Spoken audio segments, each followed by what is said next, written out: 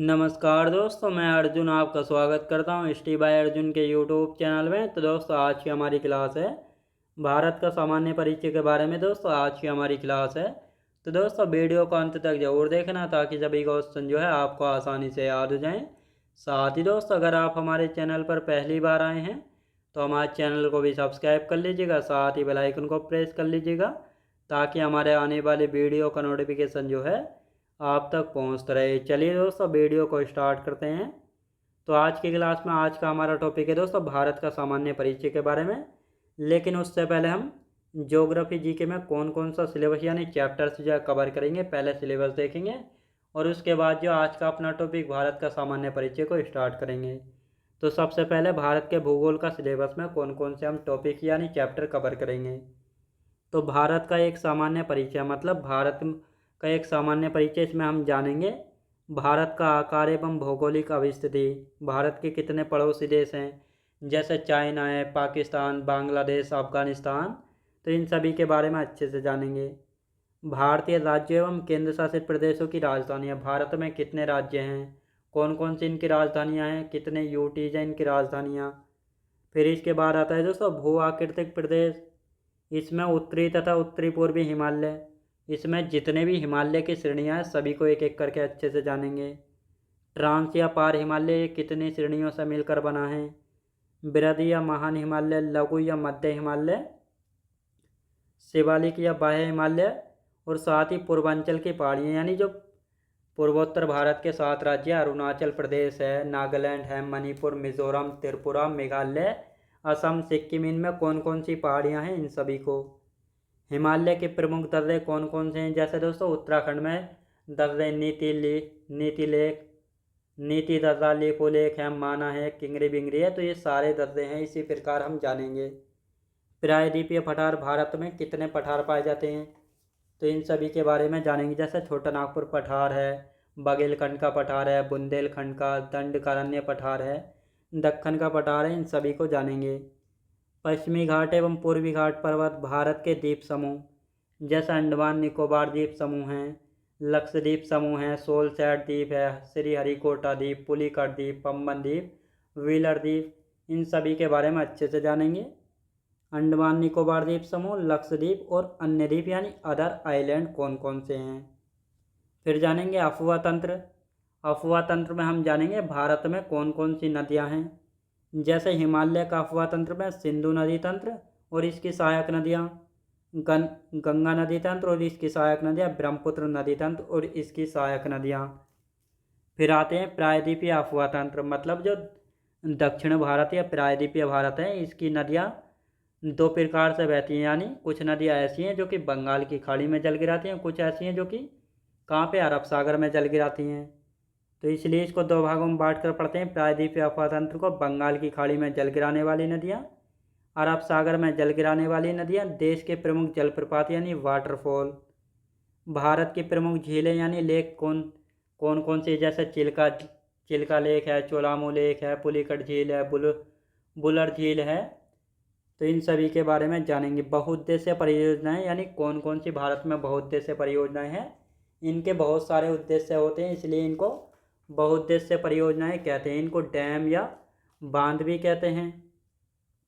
भारत में कौन कौन सी घाटी हैं, जैसे साइलेंट घाटी है, फूलों की घाटी है, कुल्लू घाटी है, तो इन सभी को हम जानेंगे एक एक करके। प्राकृतिक वनस्पति में हम जानेंगे भारत में कितने प्रकार के वन पाए जाते हैं, जैसे सदाबहार वन है, पर्णपाती वन, कांटेदार वन, शुष्क वन, डेल्टाई वन, सभी के बारे में जानेंगे।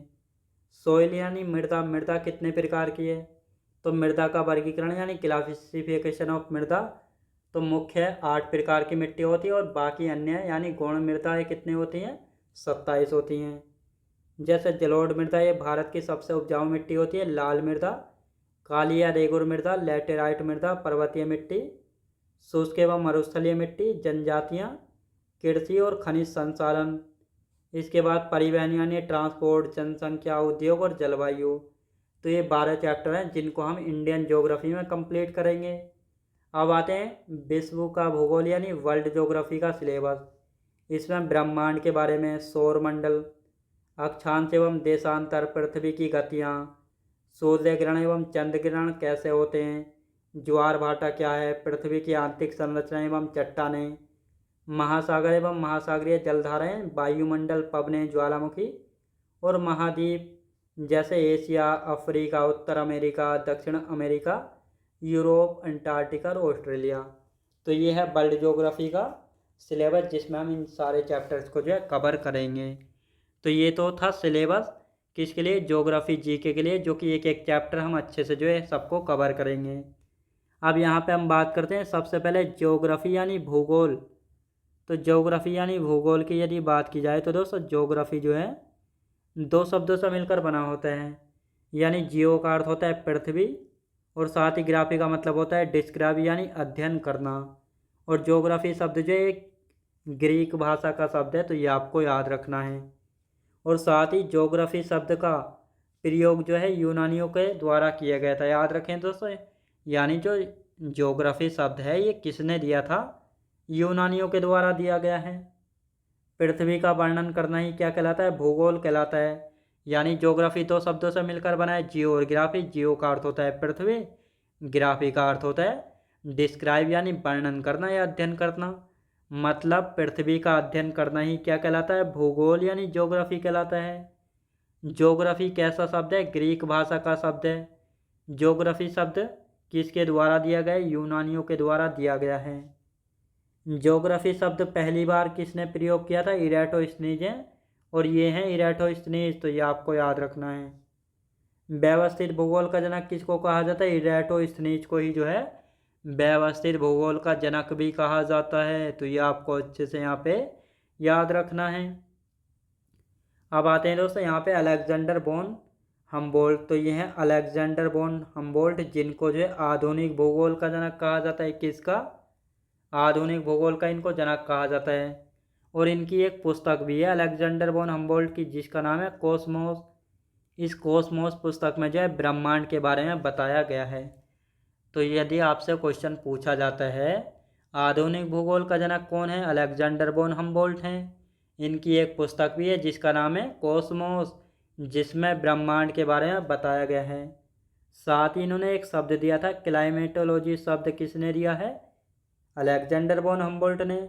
और साथ ही इन्होंने जलवायु विज्ञान को भी जो है समझाया था। किसको, इन्होंने साथ में जलवायु विज्ञान को भी समझाया था अलेक्जेंडर बोन हम्बोल्ट ने। तो ये आपको समझ आए होंगे इरेटोस्थनीज और अलेक्जेंडर बोन हम्बोल्ट। अब आते हैं मार्टिन बेहम। ये है मार्टिन बेहम, दुनिया का पहला ग्लोब इन्हीं के द्वारा बनाया गया था। दुनिया में सबसे पहला ग्लोब इन्होंने बनाया था 1492 में। कब दोस्तों, 1492 में ये है ग्लोब। और ये ग्लोब जो है इन्होंने निकोलस कोपरनिकस के सिद्धांत से प्रभावित जो है होकर बनाया था। यानी जो मार्टिन बेहम है ये दुनिया का पहला ग्लोब बनाने वाले व्यक्ति हैं, जिन्होंने कब 1492 में बनाया था, निकोलस कोपरनिकस के सिद्धांत से प्रभावित होकर बनाया था। ये भी आपको अच्छे से यहाँ पे याद रखना है। अब आते हैं दोस्तों अनेक्जिमेंडर, सर्वप्रथम मानचित्र बनाया था और ये है अनेक्जिमेंडर। ये है अनेक्जिमेंडर और ये है विश्व का पहला मानचित्र किसके द्वारा बनाया गया था, अनेक्जिमेंडर के द्वारा। तो ये कुछ इंपॉर्टेंट फैक्ट है जहाँ से क्वेश्चन बन जाते हैं, तो इनको आप अच्छे से याद रख लेना। अब दोस्तों यहाँ पे हम बात करते हैं, ये है भारत यानी इंडिया। तो ये क्या है, भारत यानी इंडिया।